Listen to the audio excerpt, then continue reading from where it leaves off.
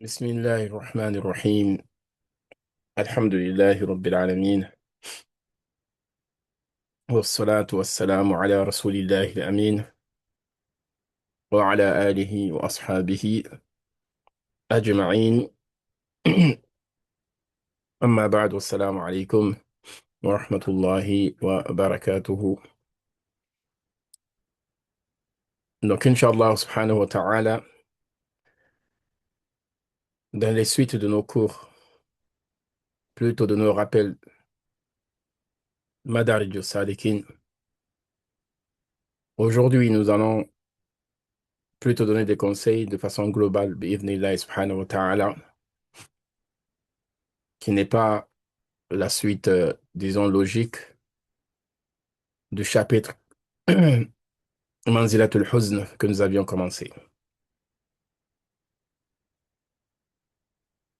Aujourd'hui, c'est plus un rappel général à nos très chers et bien-aimés étudiants au Darul Uloom. Et Allah Azza wa Jal nous a incités au rappel. Fadhakkir fa inna dhikra tanfa'ul mu'minin. Fais le rappel car le rappel fait du bien aux croyants, ou le rappel est profitable pour ceux qui croient. Aujourd'hui, le rappel sera autour de, d'abord, un hadith. Un hadith de Nabi Muhammad sallallahu alayhi wa sallam qui tire la sonnette d'alarme. Un hadith comme si Nabi sallallahu alayhi wa sallam vivait à notre époque aujourd'hui. Un hadith qui fait partie aussi des miracles qu'Allah a accordé au prophète Muhammad sallallahu alayhi wa sallam. C'est un hadith qui est dans le Kitab al-Zuhd de l'imam Abdullah ibn Mubarak, rahimahullah. Il est aussi dans le livre de l'imam Ahmed et dans les Sunan de Abi Daoud, dans les recueils de hadiths de l'imam Ibn Hibban et autres. C'est un hadith rapporté par Muawiyah ibn Abi Sufyan, radiyallahu anhu, radiyallahu anhum ajma'in, qui dit: على هذا المنبر سمعت رسول الله صلى الله عليه وسلم يقول. Sur ce minbar-là, il a indiqué le minbar de Nabi sallallahu alayhi wa sallam. Il dit: sur ce minbar-là, j'ai entendu notre très cher et bien-aimé prophète Mohammed sallallahu alayhi wa sallam dire: إنما بقي من الدنيا بلاء وفتنة. إنما بقي من الدنيا بلاء وفتنة. Que ce qui reste de ce bas monde n'est que épreuve et fitna. Fitna, c'est large. Les tentations, les tribulations, les épreuves, les difficultés, les bouleversements. Donc, fitna, c'est très large. Innama baqiya min ad-dunya fitnatun wa bala'un. Ce qui reste de ce bas monde, ce sont des fitna, des épreuves, des tribulations, des tentations, wa bala, et des épreuves. Wa innama mathalu amali ahadikum kamathali al-wi'a. Et l'image de, des œuvres de chacun de vous est tel un récipient. Wi'a est tel un récipient. إذا طاب أعلاه طاب أسفله وإذا خبث أعلاه خبث أسفله. Un récipient, donc, si le haut est pur, le bas est pur. Si le haut est pur et limpide, le bas aussi est pur et limpide. Un grand hadith de Nabi sallallahu alayhi wa sallam. Donc, dans ce hadith, ce que nous allons comprendre d'abord, c'est أن الدنيا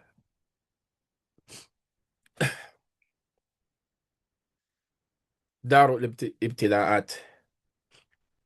Ce bas monde, c'est la demeure des épreuves. C'est la demeure des secousses.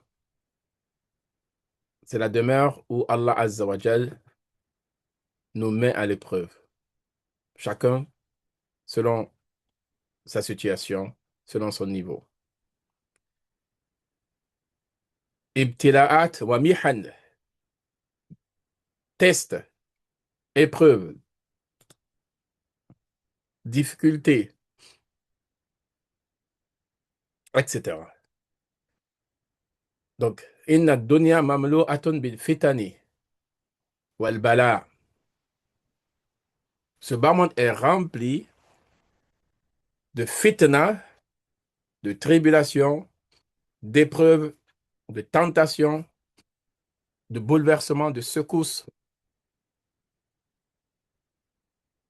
حتى كأنه قد انتهى منها كل خير. Comme si tout bien était fini dans ce bas monde. ولم يبق إلا الشر. Et qu'il ne reste que le mal. C'est un exemple. C'est comme si dans ce bas monde, il n'y avait plus le bien et il ne restait que le mal. Wal fitan, les tentations. Wal bala, les épreuves, les bouleversements. Et les ulama disent par rapport à ce hadith-là, Kama huwa sha'nu akhiri ash-shay. Comme la fin de chaque chose. La fin de chaque chose, c'est comment? Adatan yadhabu safwuhu wa yabqa qadaruhu. Généralement, la fin d'une chose, sa pureté, elle part et ne reste que la partie impure, la partie, voilà, trouble. Généralement, pas tout le temps. Généralement, une chose, quand elle commence avec beaucoup de vigueur, beaucoup de beauté, beaucoup de... Et plus elle prend de l'âge, plus le temps il passe, plus cela change. Donnez-moi une seconde.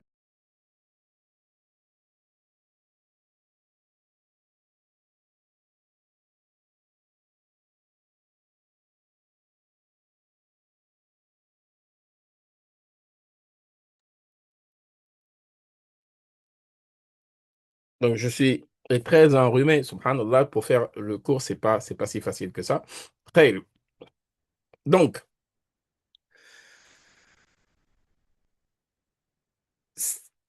adatan, généralement, c'est comme ça.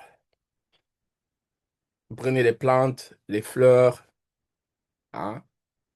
Quand ça pousse, c'est beau, c'est bien, mashallah, mashallah. Après, ça commence à jaunir, après, ça commence à perdre de sa beauté, etc., etc. Ça, c'est l'exemple même de ce bas monde. En général, c'est comme ça. Maintenant, Nabi sallallahu alayhi wa sallam a comparé ici les œuvres de chacun de nous à un récipient. Un récipient. Et le récipient, c'est quoi? C'est, en arabe, on dit, dans le hadith, c'est utilisé al-wi'a, c'est aussi al-ina. Al-ina, alladhi yajma'u al-ashya'a wa yahwiha. Donc, un récipient, c'est ce qui contient des choses. Hein? Ce qui contient, c'est un contenant. Et dans ce hadith-là, إذا طاب أعلاه طاب أسفله. Si le haut du récipient, yani le contenu du récipient, sur le haut est pur, limpide, le bas aussi est pur et limpide. Et si le haut est impur, trouble, le bas l'est aussi. Mais dans la riwaya de Ibn Majah, l'imam Ibn Majah, rahimahullah subhanahu wa ta'ala, c'est le contraire qui est marqué.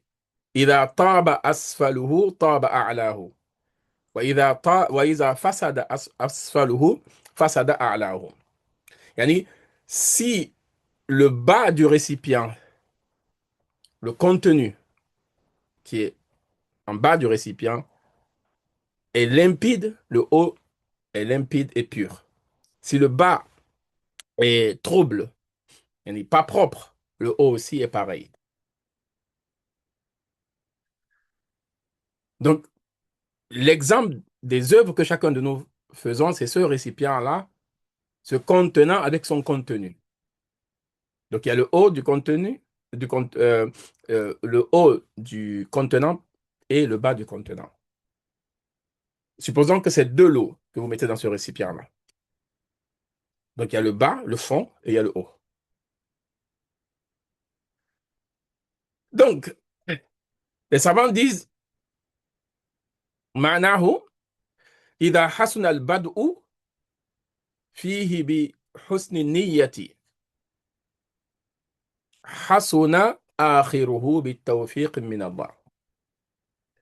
Si le début de l'œuvre est animé par une bonne intention, une pureté de l'intention, la fin sera aussi avec une bonne... la fin sera aussi bonne. Et ça, c'est par la réussite qu'Allah va accorder à ce serviteur-là. Donc, sa fin dépendra de son début. S'il débute avec une bonne intention, avec une pureté de l'intention, hasuna akhiruhu bi tawfiqillah.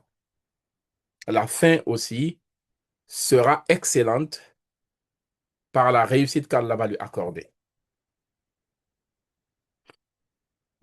لماذا؟ لأن النية رأس العمل وأعلاه. Car l'intention, c'est la tête de toutes nos œuvres. C'est ce qui est au-dessus de toutes nos œuvres. Car l'une des conditions de l'acceptation de l'œuvre, c'est la bonne intention. L'une des conditions de l'acceptation de l'œuvre, c'est l'intention. Donc, si l'intention est correcte, par la grâce d'Allah, la finalité sera correcte aussi. La fin de l'œuvre sera correcte aussi. Donc, ici, il y a un tashbih.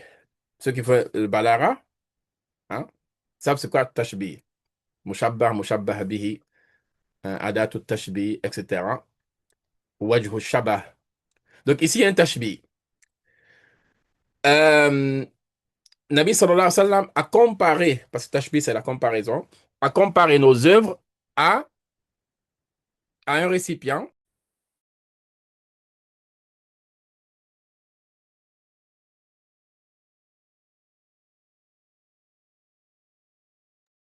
Donc, un contenant et son contenu. Donc, ce tashbih-là, c'est quoi? Le ulama ont déduit de là certaines règles. Parmi ces règles-là, c'est al-zahiru unwanul batin. Al-zahiru unwanul batin. Ce qui est apparent est une indication de ce qui est caché.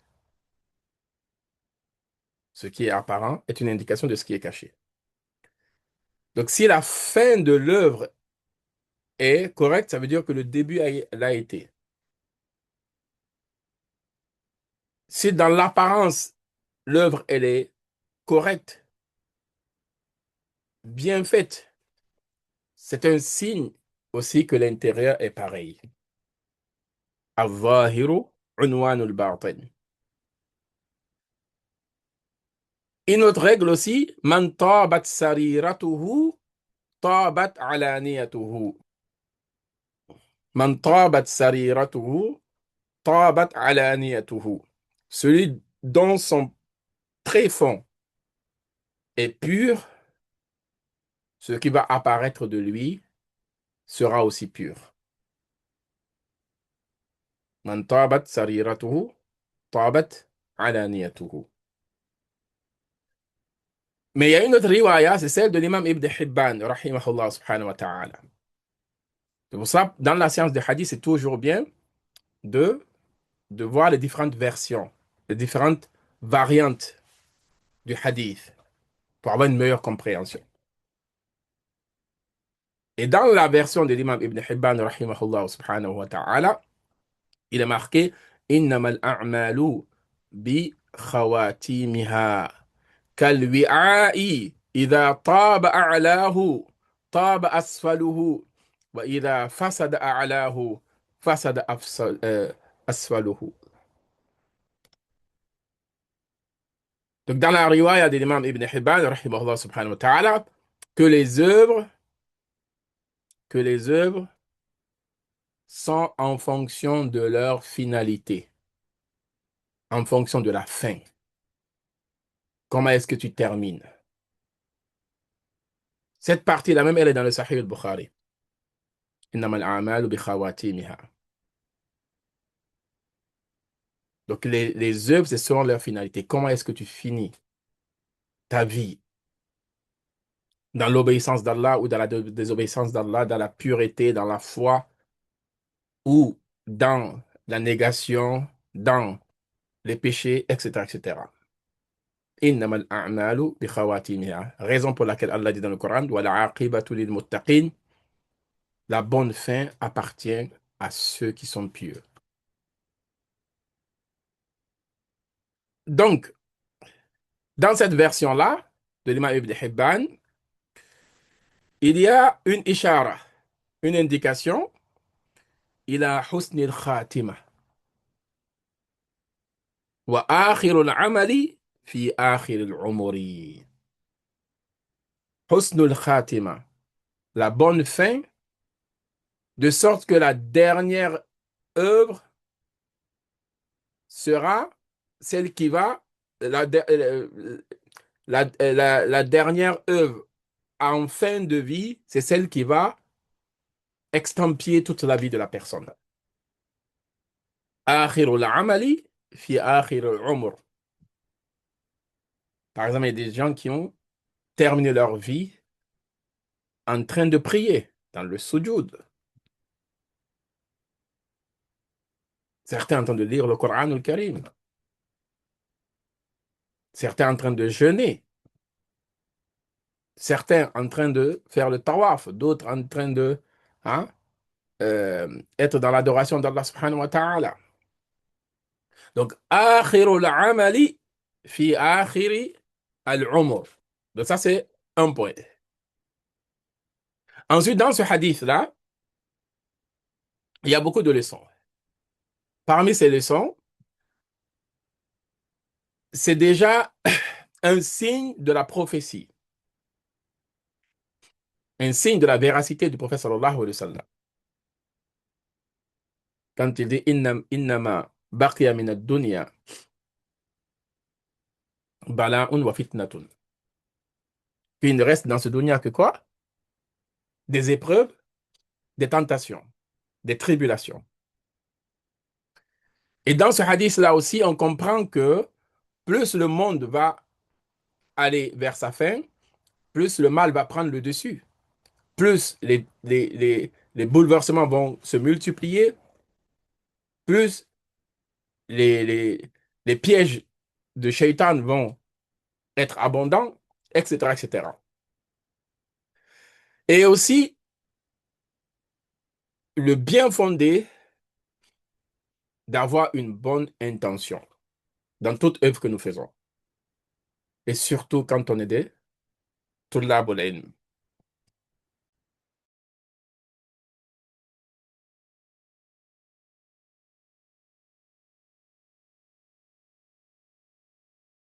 Surtout quand on se lance dans ce grand chemin qui est un chemin qui est plein d'épreuves. Les Perses disaient, hein, Rahi ilm, Rahi mashaqqat, je l'ai dit plusieurs fois ici, au Darul Uloom. Rahi ilm, Rahi mashaqqat. Le chemin de la science, c'est le chemin de la difficulté. C'est pas le chemin de je suis tranquille, sans épreuve, sans contrainte, hein, sans secousse, sans sacrifice. Ça, c'est pas comme ça, hein? Non, non, non, non, non. C'est un chemin de fatigue. Moussa alayhi salam, Kalimullah, l'homme à qui Allah a parlé directement, sans intermédiaire. Non. Quand il devait aller rencontrer Khidr, Moussa alayhi salam dit, Laqad laqina min safarina hada nasaba. Nous avons rencontré dans ce voyage-là, quel voyage? Le voyage pour aller vers Khidr, pour apprendre. Il a appris que trois choses avec Khidr, alayhi salam, alayhi salam. لقد لقينا من سفرنا هذا نصبا. Nous avons rencontré dans ce voyage-là, c'est pas ta'aban. Nasab, c'est la fatigue, mais une fatigue accentuée. Nasaba. Nous avons rencontré dans ce chemin-là beaucoup de fatigue. Quel chemin? Chemin de ilm. Hein. Nous, aujourd'hui, on veut être des Tudlabul ilm. Ne pas être dérangé dans notre confort. Hein.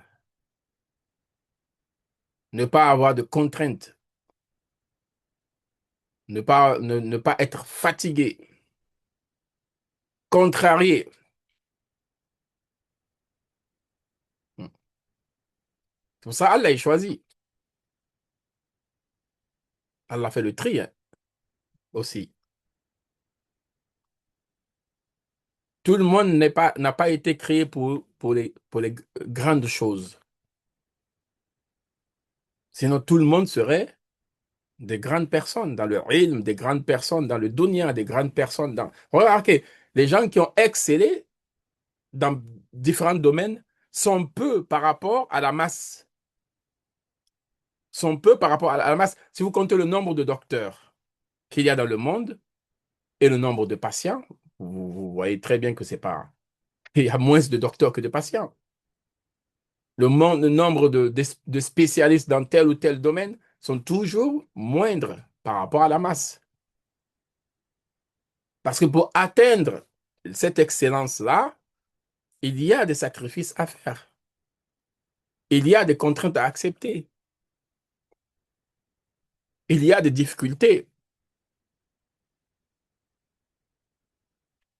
Donc, il y a dans ce hadith aussi ahmiyatun niyya, l'importance de la niyya. Wa bayan anna salah al-amali wa fasad al-amali murtabitun bin niyya. La perfection de l'œuvre, la dégradation de l'œuvre, tout est lié à la niyya, l'intention. Imam Ahmed rahimahullah a dit à son fils Abdallah, Ya bunayya, inwi khayra tu'tahu, wa la tazalu fi khayrin ma nawayta al-khayra. Oh mon fils, fais l'intention du bien, Allah te l'accordera. Fais l'intention du bien, Allah te l'accordera. Tu ne cesseras, ô mon fils, d'être dans le bien tant que tu fais l'intention du bien. Tu ne cesseras d'être dans le bien tant que tu fais l'intention du bien. Donc, j'ai voulu commencer ce rappel-là avec ce hadith. Peut-être que certaines, ou peut-être la majorité parmi vous, wallahu alam, peut-être c'est la première fois que vous avez entendu ce hadith, et c'est un hadith qui est sahih. Dans le Kitab al-Zuhd de l'imam Ibn al-Mubarak, Abdullah ibn al-Mubarak, Sunan de l'imam Ibn Majah, Imam Ahmed aussi l'a rapporté, et Imam Ibn Hibban et d'autres. Ensuite, Aïcha radiallahu anha, Umm al-Mu'minin, son neveu Urwa ibn Zubayr, rapporte d'après Aïcha radiallahu anha, que Aïcha a dit que Labid, elle rapporte que Labid ibn Rabi'a, c'était un poète à l'époque du prophète sallallahu alayhi wa sallam, c'est même un, un poète qui a dit une des meilleures paroles. Nabi sallallahu alayhi wa sallam a dit à propos de lui, Asdaqu kalimatin qalaha sha'ir, kalimatu labid. Que la parole la plus véridique que n'ait jamais dit un poète, c'est celle de Labid. Lorsqu'il a dit, Ala kulli shay'in ma khala Allahu batilu, que toute chose en dehors d'Allah n'est que vanité, n'est que zéro. Donc, ce Labid ibn Rabi'a, Aïcha rapporte qu'il a dit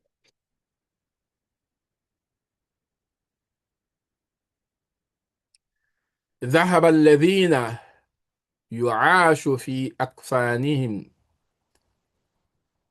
ذهب الذين يعاش في أكنافهم que ceux avec qui on vivait dans leur giron sont partis. Donc, il parle ici de qui? Des Sahaba, du prophète sallallahu alayhi wa sallam, Sahaba, les gens vertueux pieux. ذهب الذين يعاش في أكنافهم وبقيت في خلف كجلد الأجرب. Et il dit, et moi, je suis resté derrière comme euh, dans la, je vis comme dans la peau d'un lépreux. Subhanallah. Et moi, avec ma peau de lépreux, je subsiste aujourd'hui. Il ne parle pas des autres, il parle de lui. Celui qui a compris le but de l'islam, il va pointer le doigt sur lui d'abord. Le plus important, ce sont mes défauts à moi. C'est ma réforme à moi. Il faut que je me réforme. Parce que pointer les autres du doigt, c'est trop facile. Il dit, wa baqitu fi khalafin ka jildil ajrabi. Et moi, je suis resté derrière. Je suis resté derrière euh, avec ma peau de lépreux. Et pour lui, plus vertueux que lui sont passés. Et lui, il est encore là avec tous ses défauts. C'est Aïcha qui rapporte que la Bible disait cela. Et dans son poème, il dit, je suis resté avec ma peau de lépreux, avec ceux qui ne font que critiquer et blâmer.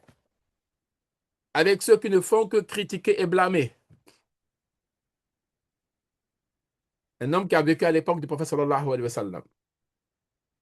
Donc sa parole est rapportée par Aïcha radiyallahu anha. Il dit, je suis resté derrière, avec ma peau de lépreux, avec ceux qui ne font que critiquer et blâmer. Regardez à notre époque aujourd'hui.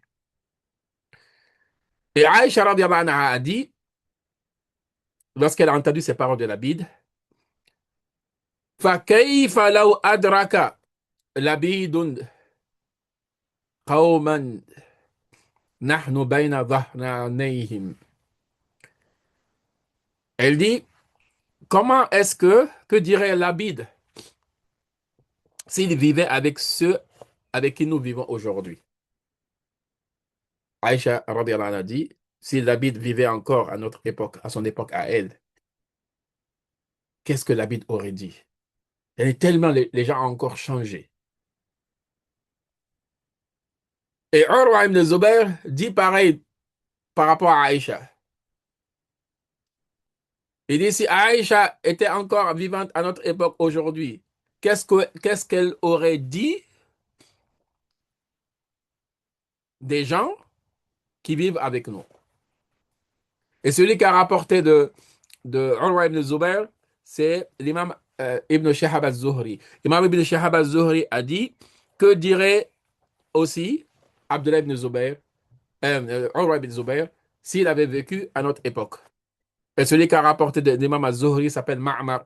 Ma'mar aussi dit que qu'allait dire Imam al-Zuhri s'il avait vécu à notre époque aujourd'hui, s'il voyait comment les gens ont changé. Et l'autre qui a rapporté de Ma'mar pareil, et l'autre qui a rapporté de Ma'mar, c'est devenu Musalsal. Un hadith qu'on appelle un hadith Musalsal.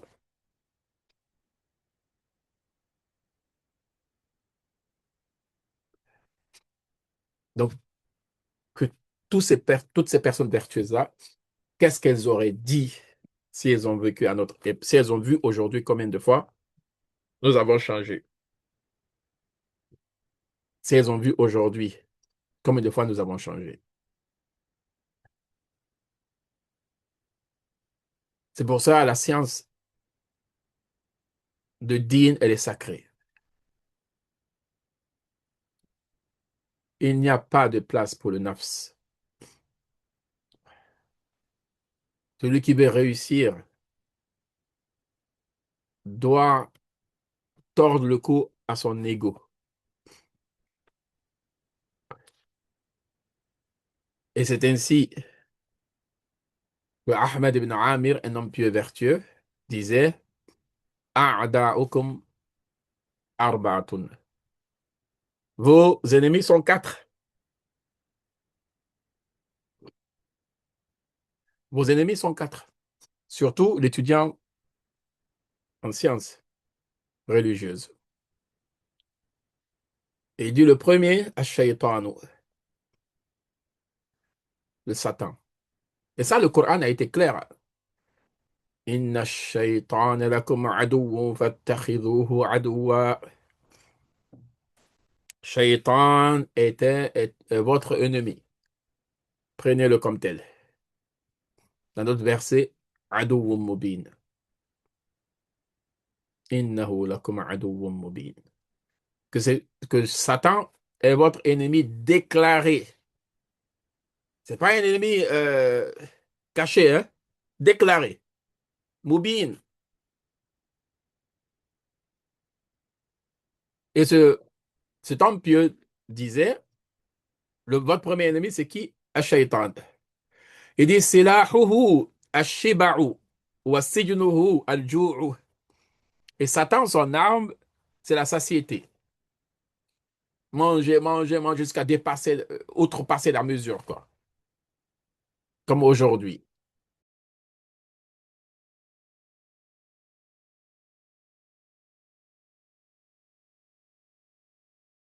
Aujourd'hui, vous voyez que les gens se plaignent beaucoup de maladies. Et la plupart des maladies, c'est dans la nourriture et les boissons.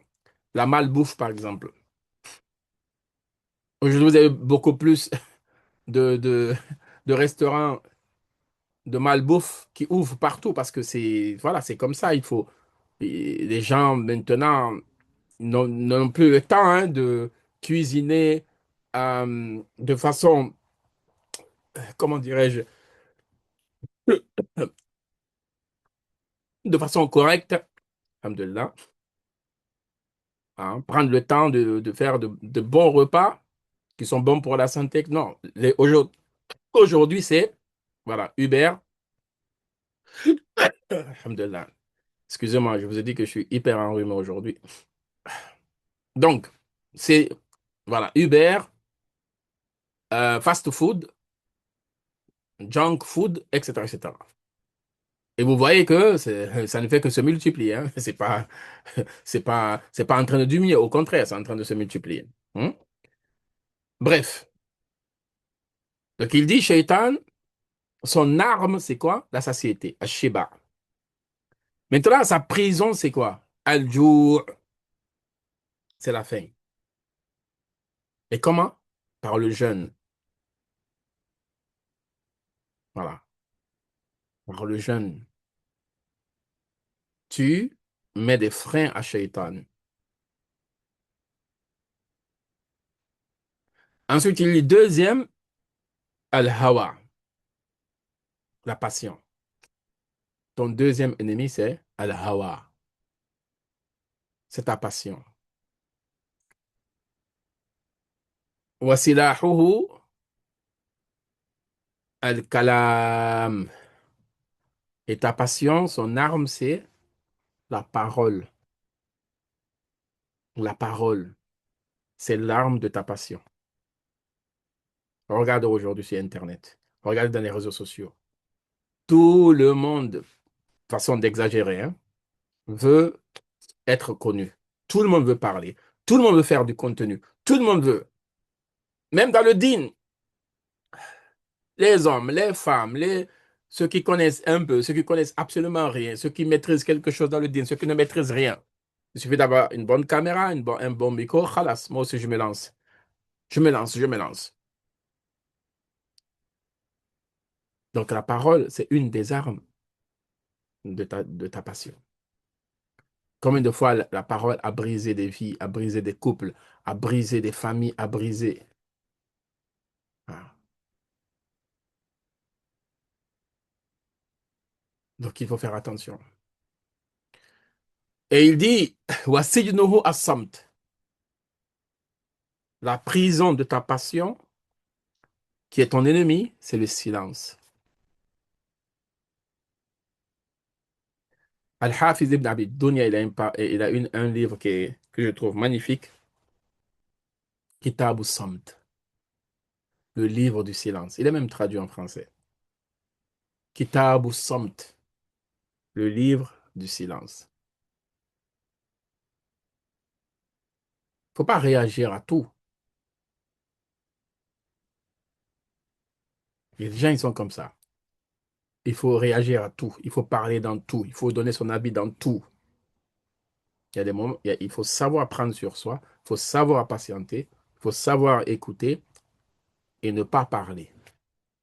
Surtout quand on est étudiant.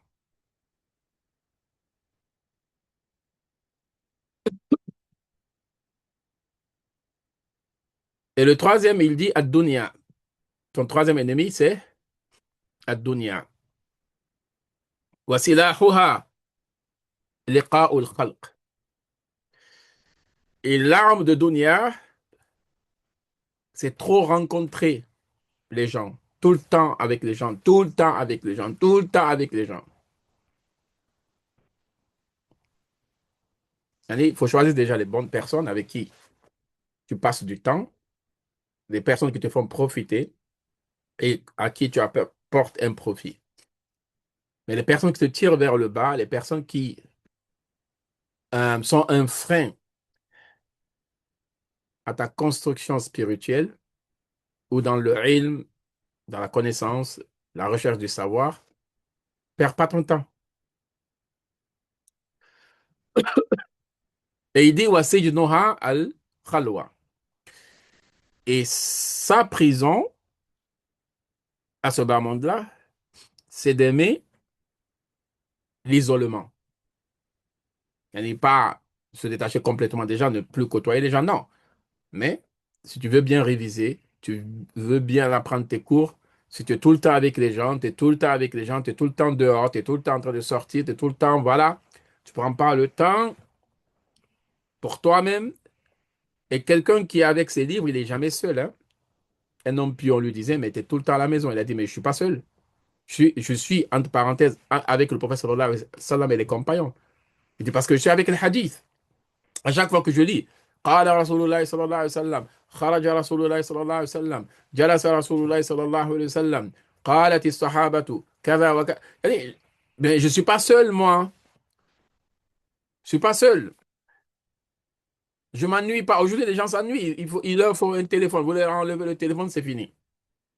Vous leur enlevez TikTok, Instagram ou je ne sais pas quoi là. Vous leur enlevez, c'est fini. Les gens ne lisent plus, prennent plus le temps avec les livres. Quelle meilleure compagnie que le livre? Hubbul Kutub, l'amour des livres. Pas l'amour des réseaux sociaux, l'amour des livres. Tu es étudiant en sciences? L'amour des livres. Et le dernier, il dit wa nafs, l'âme, l'ego. Wa silahuha an-nawm. Et l'arme du nafs, c'est le sommeil. Un étudiant en sciences, il passe tout le temps à dormir, dormir, dormir, dormir, le matin, midi, soir, dormir, dormir, dormir. Non, non, non. Imam al-Shafi'i, rahimahullah,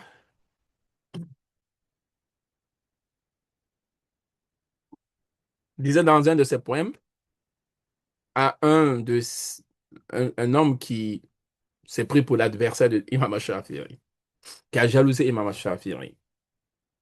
Imam al-Shafi'i, rahimahullah, dit wa abitu sahran ad-dujha wa tabituhu nawma wa tabghi ba'da dhalika lihaqi.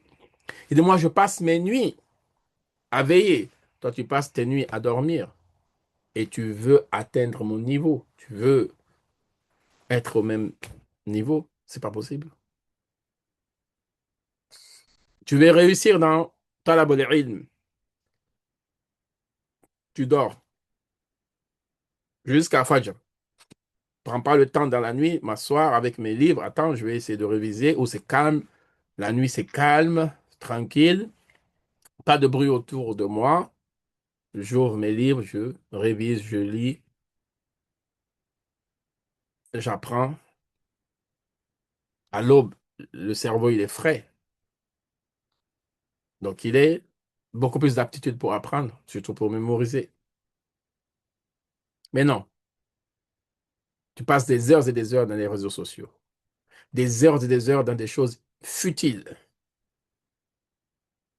À la fin, tu t'étonnes que ah ben, j'ai pas beaucoup appris, ah ben, je suis en retard, ah ben, j'ai pas trop compris ceci et cela, ah ben, on est en fin d'année, comment je fais? Comment? Trop tard. Non, il faut réviser au jour le jour et jamais réviser pour les examens. On révise.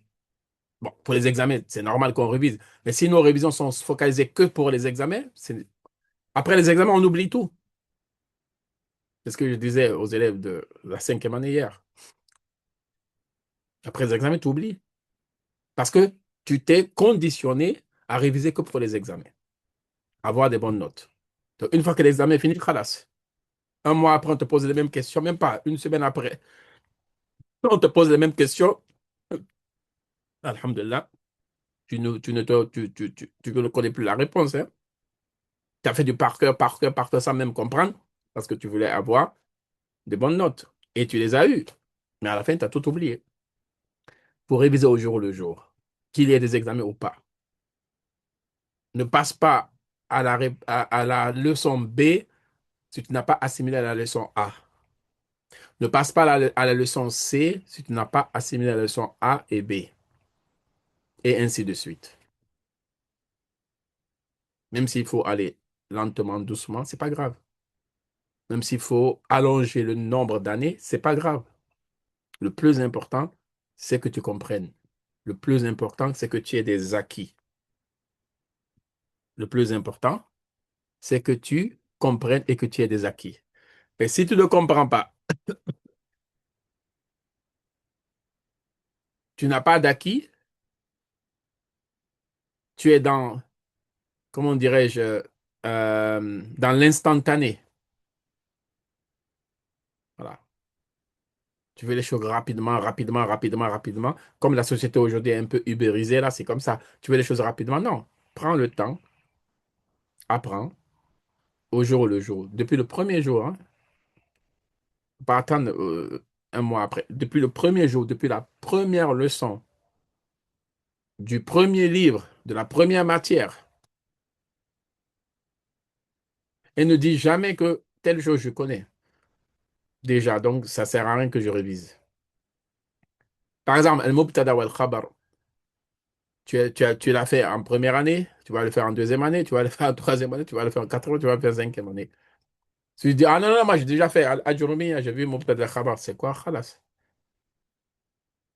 Donc tu vas faire peut-être un autre livre qui va parler de Mubtada Khabar, mais je connais déjà. Non, fais comme si tu ne le connaissais même pas. Écoute le cours comme si c'est la première fois que tu entends.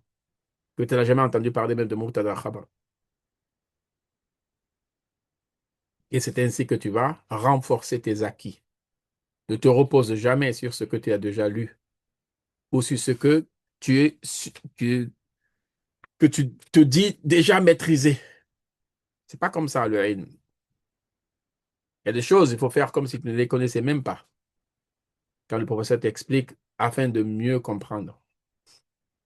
Cela ne fera que te rajouter et jamais te diminuer. Apprends chaque nouveau cours comme si tu n'as jamais entendu parler de ça, avec la même motivation de quelqu'un qui veut découvrir, quelqu'un qui veut, qui a soif. Mais celui là, c'est bon, je suis déjà rassasié. Ah, mais c'est bon. Non, toujours apprendre. Même les faraïdul wudu, faraïdul que vous avez dû apprendre al-Akhdari, faraïdul wudu sab'a. Donc, si tu reprends encore dans d'autres livres, ah non, moi je connais déjà, je vis Murtaza Akhdari, khalas, c'est bon. Non, apprends.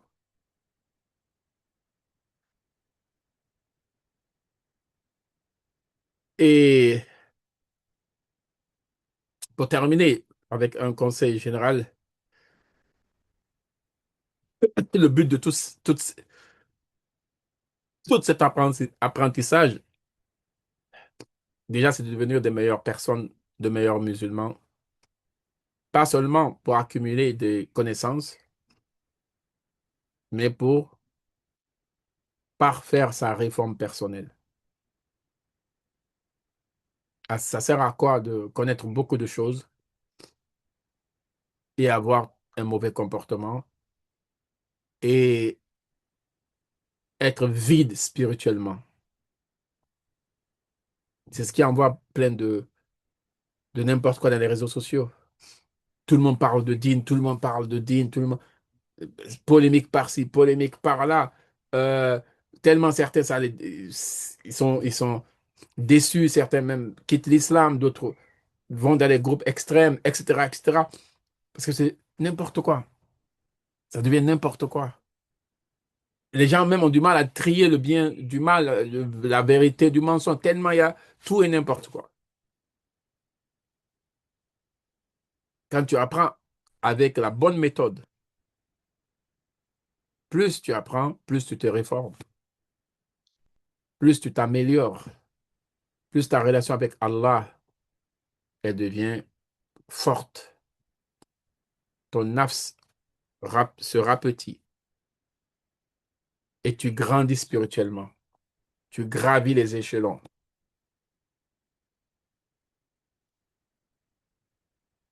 Donc, parmi les anciens, il y a certains qui disaient Arba'atun muhlikat, Arba'atun muhlikatun lil abdi. Ana wa nahnu, thumma li wa indi.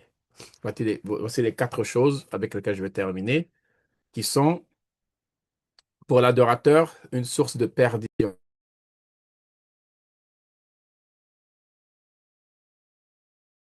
Sont une source de perdition.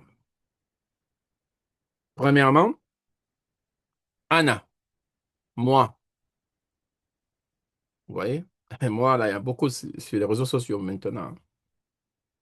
Moi, je connais lui, c'est un ignorant, il connaît rien. C'est moi ceci, c'est moi, ceci, c'est moi, cela. Rabaisser les autres, se glorifier soi-même. Un étudiant qui apprend le din, non, il n'est pas comme ça. Donc, la première chose qui est une source de perdition, source de destruction, c'est le ana. Et le ana, là, qui l'a dit, et ça l'a détruit, c'est Iblis. Iblis al-la'in. Ma ahlakahu illa qawluhu ana khayrun minhu. Yani, Satan, le diable, n'a été perdu que par le propos. qu'il a tenu, je suis Anna. Je suis khayrun minhu. Je suis meilleur que Adam. Je suis meilleur que lui. Donc, tu es étudiant en sciences, écarte ça. Anna, là, mets de côté. Tu ne parles pas de Anna dans la conjugaison, hein, dans le surf. Anna, anta, anti, huwa, hein, huma, hunna. Ça, je ne parle pas de ça. Ça, tu dois apprendre. Anna, ça veut dire quoi? Huwa, ça veut dire quoi? Hiya, etc. Antum, antunna, etc., etc. Ça, c'est pas de ça que je parle. Mais te considérer toi meilleur, toi supérieur à telle ou telle personne, non. Deuxièmement, nahnu, nous, c'est pas nous pour se présenter, mais nous dans la glorification. Nous, au Darul, nous, les meilleurs, nous, on a les meilleures choses. Non, non, non. Il n'y a pas de nous, on est meilleurs ici.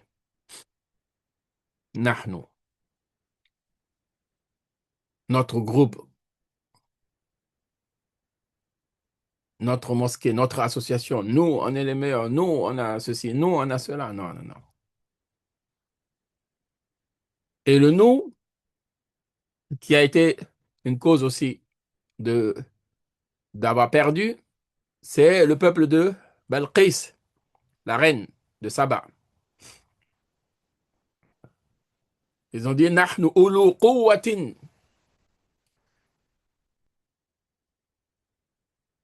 Nous sommes des gens puissants. Quand Suleiman alayhi salam est venu, où était la puissance? Khalas. Il n'y a pas de Nahnu ici. Hmm? Le Nahnu ulu quwwatin. Et li, le fait de dire euh, moi, comment on peut traduire li même? Yani, quelque chose qui m'appartient à moi. Voilà. À moi. Et ça, c'est qui? Pharaon. Il dit, allez, sali, mulk Misra, que le royaume d'Égypte ne m'appartient-il pas, moi, à moi, ne m'appartient-il pas le royaume d'Égypte? Anna, li, plutôt, ici. Donc, Iblis dit Anna, Pharaon dit li. Quelle est la finalité des deux? Ensuite, le dernier indi, ça c'est Qarun. Qarun, qui était à qui Allah Azza wa Jal avait accordé beaucoup de richesses. Qu'est-ce qu'il a dit? Innama utituhu ala ilmin indi. Que c'est par une science que je possède. Indi, c'est pas une science que je possède que ceci m'est venu. Et toute la richesse que j'ai là, Qarun dit, c'est par une science que je possède. Indi. Vous voyez l'arrogance. Donc ces choses-là, il faut les bannir si vous voulez réussir. Qu'Allah vienne dans la compréhension, qui fasse une musulman pieux, vertueux et pieux, Inch'Allah. سبحانك اللهم وبحمدك أشهد أن لا إله إلا أنت أستغفرك وأتوب إليك والسلام عليكم ورحمة الله وبركاته. En plus, c'est l'heure de Maghrib ici. Je vous dis à une prochaine assise, Inch'Allah.